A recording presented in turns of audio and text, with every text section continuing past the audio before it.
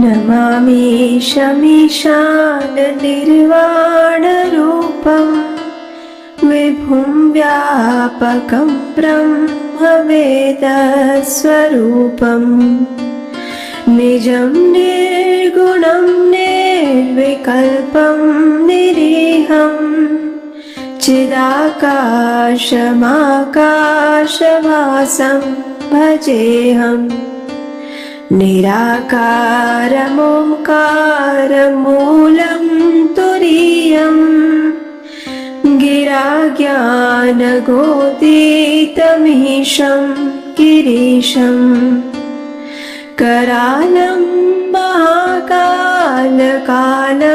कृपालं गुणागार संसारपारं नतोऽहम्। हरे कृष्ण। जो साक्षात निर्वाण स्वरूप है, जो संपूर्ण ब्रह्मांड में व्याप्त है, जिनके लिए गुण और अवगुण का कोई महत्व नहीं, जो निष्पक्ष है, जो आकाश के समान है, जिन्हें मापा नहीं जा सकता, जो ओमकार के प्रणव के मूल है, जो कैलाशपति है और जो समस्त वैष्णव सद्गुणों से सुशोभित है, वो है भगवान शिव।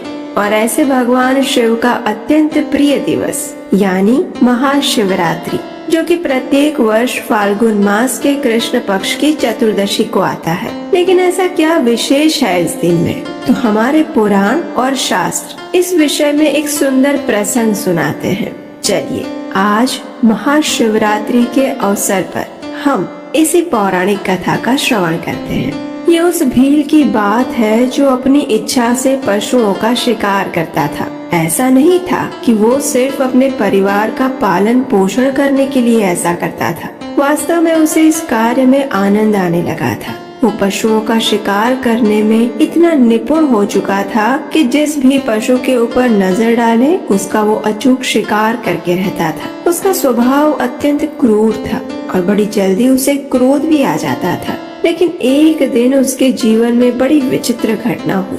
उस दिन वो प्रातः काल से ही शिकार की खोज में था, लेकिन आज उसका भाग्य शायद उसके साथ नहीं था। पूरा दिन ढूंढने पर भी उसके हाथ एक छोटा सा खरगोश भी नहीं आया और शिकार न मिलने का अर्थ था आज उसका परिवार भी भूखा रहेगा। अपने छोटे छोटे बच्चों के विषय में सोचता हुआ वो पूरा दिन शिकार की खोज में जंगल में भटकता रहा। आज उसने ना तो कुछ खाया था और ना ही पानी पिया था। आखिर थक हार कर उसे सामने एक पानी का तालाब दिखा। उसके शीतल जल ने शिकारी के मन और शरीर को शांत किया। उसने सोचा, जिस प्रकार इस जलाशय का शीतल जल मुझे शांति प्रदान कर रहा है, उसी प्रकार जंगल के बाकी प्राणियों के लिए भी ये एक महत्वपूर्ण स्थान होगा। तो फिर जंगल में इधर उधर भटकने के स्थान पर क्यों न मैं इसी जलाशय के पास कहीं छिप जाऊं, जो कि पानी पीने के लिए कोई न कोई जानवर तो आएगा ही,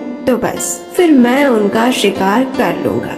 ये सोचकर उसने अपने पानी के थैले में थोड़ा जल भरा और छिपने के लिए किसी पेड़ को ढूंढने हेतु इधर उधर देखने लगा। सामने ही उसे एक बेल का वृक्ष दिखा। वो अत्यंत विशाल था और उसकी टहनियों के बीच अगर वो छिप जाए तो कोई भी पशु उसे आसानी से ढूंढ नहीं पाएंगे। तो बस अब उसे अपना आश्रय स्थान मिल चुका था। वो जल्दी से उस पेड़ के ऊपर चढ़ गया और प्रतीक्षा करने लगा अपने शिकार की। उसके हाथ में उसका धनुष और बाण था। उसके नेत्र सामने वाले जलाशय पर स्थित थे। ये सब करते करते संध्या बीत चुकी थी और रात्रि का प्रथम प्रहर आरंभ हो चुका था। थोड़ी ही देर में उसने देखा कि जलाशय पर पानी पीने के लिए एक हिरनी आई थी। उसे देखते ही वो भील शिकारी अत्यंत प्रसन्न हो गया। उसने जैसे ही हिरनी के ऊपर तीर चलाने की तैयारी की, उसी समय उसके हिलने से बेल के वृक्ष से कुछ पत्ते और उसके पानी के थैले से पानी की कुछ बूंदें नीचे गिर गए और ये दोनों ही चीजें नीचे रखे हुए एक शिवलिंग के ऊपर पड़ी। और इस प्रकार अनजाने में ही उसने शिव जी के ऊपर जल का अभिषेक कर दिया और बिल्व पत्र अर्पित कर दिए। और ये देखकर भगवान शिव उस भील पर प्रसन्न हो गए। जैसे उस हिरणी ने पत्तों के गिरने की आवाज सुनी तो वह चौकन्नी हो गई और उसने पीछे मुड़कर देखा तो वहाँ भील उस पर तीर चलाने की तैयारी कर रहा था। उसी समय उस हिरणी ने एक मनुष्य की तरह बात करते हुए उस भील शिकारी से कहा, आप क्यों मुझे मारना चाहते हैं? जैसे ही भील ने एक पशु को इस प्रकार बात करते हुए सुना तो पहले तो वो अत्यंत आश्चर्यचकित हो गया, लेकिन फिर उसने कहा, क्योंकि तुम्हारा शिकार करके मैं अपने बच्चों का पेट भरूंगा, उससे मेरे परिवार का पालन पोषण होगा। मैं सिर्फ अपने धर्म का पालन कर रहा हूँ। शिकारी की बात सुनकर वह हिरणी उदास होने के बजाय प्रसन्न हो गई। उसने कहा, ये तो मेरे सौभाग्य है कि मैं आपके परिवार के हित के लिए काम आऊंगी। अगर मेरे इस शरीर से किसी का भला हो सकता है तो मेरा ये जीवन सार्थक है। मैं इसके लिए तैयार।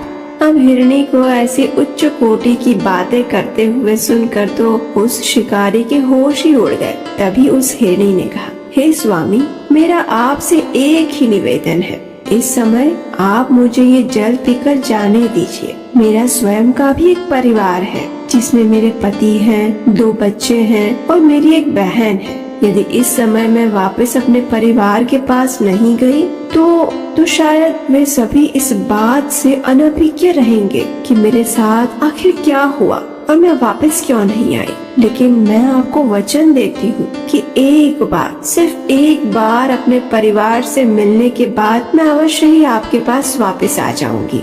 अब ये सुनकर शिकारी हंसने लगा। उसने कहा, अच्छा, तो अभी तक तुम मुझे अपनी बातों के जाल में ही फंसा रही थी, है ना? तुम्हें क्या लगता है कि मैं इतना मूर्ख हूँ कि तुम्हारी इस बात पर विश्वास करूँगा? और फिर तुम वापस मेरे पास आखिर क्यों आओगी? कभी नहीं, मैं तुम्हें मुक्त नहीं कर सकता।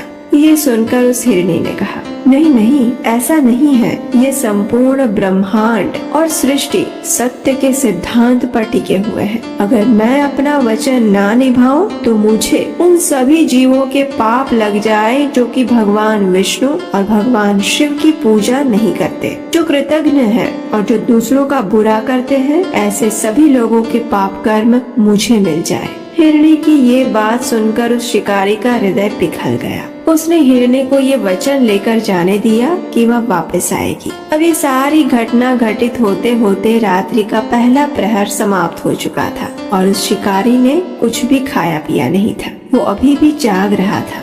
रात्रि के दूसरे प्रहर में उस पहली हिरणी को ढूंढते हुए उसकी बहन हिरणी वहाँ आ पहुँची। शिकारी ने उसे देखा और तीर मारने के लिए आगे बढ़ा, लेकिन उसके हिलने से फिर एक बार कुछ बेलपत्र और उसके पानी के थैले से कुछ पानी की बूंदें गिरकर फिर से शिवलिंग पर पड़ी।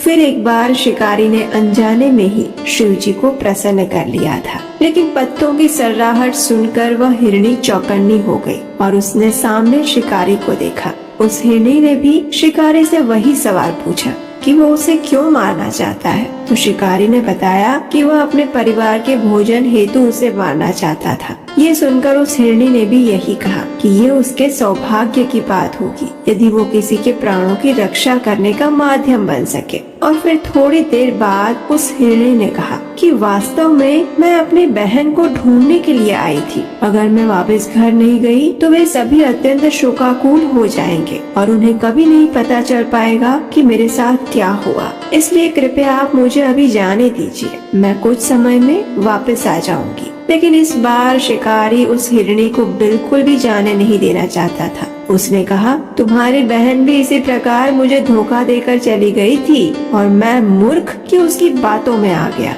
लेकिन इस बार मैं ये भूल कदापि नहीं करूँगा। तो वह हिरणी ने अत्यंत व्याकुल होकर कहा, नहीं नहीं, मेरा विश्वास करो, मैं हमेशा सत्य बोलती हूँ और पाप कार्यों में कभी भी लिप्त नहीं होती। अगर मेरा वचन असत्य साबित हो तो मुझे उन लोगों के सभी पाप कर्म लग जाएं जो वैदिक नियमों का पालन नहीं करते, उनका उल्लंघन करते हैं। मेरा विश्वास करो, मुझे जाने दो, एक बार जाने दो। अब तक शिकारी का हृदय कुछ हद तक शुद्ध हो चुका था। आखिर 2 प्रहर की पूजा जो की थी उसने ना चाहते हुए भी उस हिरणी को जाने दिया। अब रात्रि का 3रा प्रहर प्रारंभ हो चुका था। शिकारी बिना सोए बिना खाए एक टक लगाकर अपने शिकार की प्रतीक्षा कर रहा था और थोड़ी ही देर में वहाँ एक बड़ा सा हिरण आया। उसे देखते ही शिकारी ने अनुसंधान लगाया और उसके हिलने के कारण फिर एक बार बेल के कुछ पत्ते और थोड़ा पानी शिवलिंग के ऊपर गिर गए। पत्तों की आवाज से फिर से वो हिरण सतर्क हो गया और उसने शिकारी को देखते ही सीधा प्रश्न पूछा कि वह उसे क्यों मारना चाहता है। तो शिकारी ने भी सीधा उत्तर दिया, अपने परिवार के लिए। ये सुनकर वह हिरण प्रसन्न हो गया और उसने कहा कि ये तो उसका सबसे बड़ा सौभाग्य है कि वह उसके परिवार हेतु काम आ सकता है। लेकिन एक चिंता थी जो उसे सता रही थी। उसने कहा कि वास्तव में मैं यहाँ अपने पत्नी और उसकी बहन को ढूंढने के लिए आया था। मेरा परिवार मेरी प्रतीक्षा कर रहा है। एक बार मुझे उनसे मिल लेने दो, मैं उनको थोड़ा आश्वस्त कर देता हूँ। उसके बाद मैं आपके परिवार का भोजन बनने के लिए आपके पास अवश्य आ जाऊंगा। अब देखिए, अनजाने में ही सही लेकिन शिकारी ने 3 प्रहर तक शिवलिंग की पूजा की थी, इसलिए अब तक उसका हृदय भी काफी हद तक विनम्र और दयालु हो चुका था। उसने प्रेम से उस हिरण से कहा, हे मृग, मुझे अपने परिवार की चिंता है। तुमसे पहले 2 हिरणी यहाँ आई थी और वे दोनों ही मुझे इसी प्रकार का वचन देकर चली गई। अगर मैं सभी पशुओं को ऐसे ही जाने देता रहूंगा तो फिर मेरे परिवार का क्या होगा, तुम ही बताओ। ये सुनकर उस हिरण ने कहा, हे व्याध, ये संपूर्ण संसार सत्य के सिद्धांत पर स्थापित है। अगर मैं अपना वचन निभाने में निष्फल रहूं, तो मुझे उन सभी लोगों के पाप कर्म लग जाए जो शिवरात्रि पर उपवास का पालन नहीं करते, जो आवश्यकता पड़ने पर लोगों की सहायता नहीं करते। मैं अवश्य वापस आऊंगा, आप मेरा विश्वास करें। ये सुनकर शिकारी ने उसे कहा, ठीक है, जाओ, लेकिन शीघ्र ही वापस आ जाना। हाँ। ये सुनकर हिरण ने एक छलांग लगाई और प्रसन्न होता हुआ चला गया। आखिर वो हिरण अपने घर वापस गया और वहाँ जाकर अपनी पत्नी हिरणी को ये वृत्तांत कह सुनाया। ये सुनकर उस हिरणी ने कहा कि सबसे पहले वो उस शिकारी से मिली थी, इसलिए वह उसका शिकार बनेगी, क्योंकि उसने उस शिकारी को वचन दिया था। और फिर उसके दोनों बच्चे उसके पिता के बिना नहीं रह पाएंगे, इसलिए उसी का जाना उचित है। तो इस हिरण ने कहा, नहीं नहीं, हमारे बच्चों को तुम्हारी आवश्यकता है, एक माँ की आवश्यकता है, इसलिए तुम हमारी संतान का ध्यान रखो और मैं अपना वचन निभाने के लिए शिकारी के पास जाऊंगा। अब इन दोनों की बात सुनकर उसकी बहन हिरणी भी बोल उठी, नहीं नहीं, मैं उस शिकारी के पास जाऊंगी, तुम दोनों यहीं रहो, क्योंकि तुम्हारे 2 बच्चे हैं, परिवार है, और फिर मैंने उस शिकारी को वचन भी दिया था और अपना वचन तोड़ने का पाप मैं अपने सिर पर नहीं ले सकती। और इस प्रकार तीनों हिरण आपस में चर्चा करने लगे और बहस करने लगे कि आखिर उस शिकारी के पास कौन जाएगा। जब कोई उपाय नहीं मिला और कोई भी अपना वचन तोड़ने का पाप अपने सिर पर नहीं लेना चाहता था, तब हिरण और हिरणी ने अपने बच्चों को उनके अन्य साथी मित्रों को सौंप दिए और तीनों अपना वचन निभाने के लिए शिकारी के पास पहुंच गए। लेकिन अब हिरण के दोनों बच्चों ने भी सोचा कि यदि परिवार के बिना जीना है तो इससे अच्छा कि साथ में ही मृत्यु हो जाए। ये सोचकर हिरण के दोनों बच्चे भी उनके साथ चल पड़े और इस प्रकार पूरा हिरण परिवार शिकारी के शरणागत होने के लिए निकल पड़ा। अब रात्रि का 4था प्रहर शुरू हो चुका था। कुछ ही समय में संपूर्ण हिरण परिवार शिकारी के सामने आकर खड़ा हो गया और विनम्रता से कहने लगा, हे व्याध, हम अपना वचन निभाने के लिए आपके समक्ष उपस्थित हैं। इतने बड़े हिरण के परिवार को देखकर शिकारी अत्यंत प्रसन्न हो गया। उसने तीर हाथ में लिया और फिर एक बार अनजाने में ही बेलपत्र और कुछ पानी नीचे वाले शिवलिंग के ऊपर गिर गए और इस प्रकार उसके 4 प्रहर की भगवान शिव की पूजा संपन्न हुई। अब उसके जीवन के सभी पाप नष्ट हो चुके थे। हिरण के संपूर्ण परिवार को देखकर उसके मन में विचार आया कि ये पशु होकर भी धर्म के सिद्धांतों का पालन कर रहे हैं और मैं मनुष्य होकर भी अन्य जीवों को प्रताड़ित कर रहा हूँ। ना तो मेरे अंदर दया का भाव है और ना ही धार्मिक सिद्धांत और मूल्य। धिक्कार है मुझ पर और मेरे जीवन पर। धिक्कार है। इतना सोचते हुए उसकी आंखों से अश्रु बहने लगे। उसने अपना तीर नीचे जमीन पर रख दिया। वो लज्जा के मारे उन हिरणों के सामने नजर भी नहीं मिला पा रहा था। आखिर उसने उन सब से कहा, आप धन्य हैं, जाइए, चले जाइए यहाँ से। मैं आप में से किसी का भी वध नहीं करूँगा, जाइए। उसकी आंखों से पश्चाताप के अश्रु बह रहे थे। शिकारी को इस प्रकार शरणागत अवस्था में देखकर भगवान शिव उस पर अत्यंत प्रसन्न हो गए और वे उसके समक्ष प्रकट हुए। उन्होंने भील से कहा, हे व्याध, मैं तुम्हारी भक्ति और करुणा से प्रसन्न हुआ हूँ। तुमने बिना कुछ खाए और संपूर्ण रात्रि जागरण करके मेरा पूजन किया है। मांगो, तुम्हें जो भी वरदान चाहिए वो तुम मुझसे मांग सकते हो। साक्षात शिव जी को अपने समक्ष देखकर शिकारी उनके चरणों में गिर पड़ा। उसने कहा, हे प्रभु, आपके दर्शन पाकर अब मेरे अंदर कुछ भी प्राप्त करने की इच्छा शेष नहीं रह गई है। मैं धन्य हो गया प्रभु, मैं धन्य हो गया। तब भगवान शिव ने कहा, हे भील, आज से तुम्हारा नाम होगा गुह।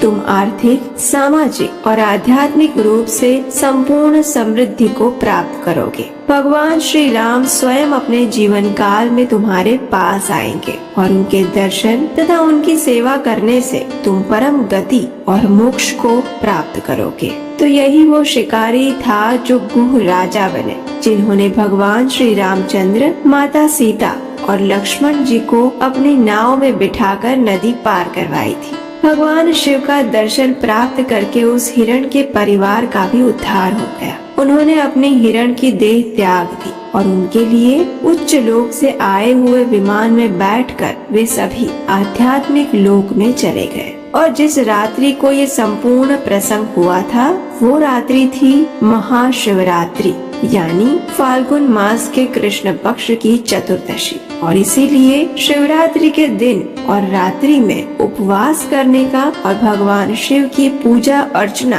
तथा अभिषेक करने का विशेष महत्व बताया गया है। तो ये थी आज की महाशिवरात्रि व्रत कथा। हरे कृष्ण।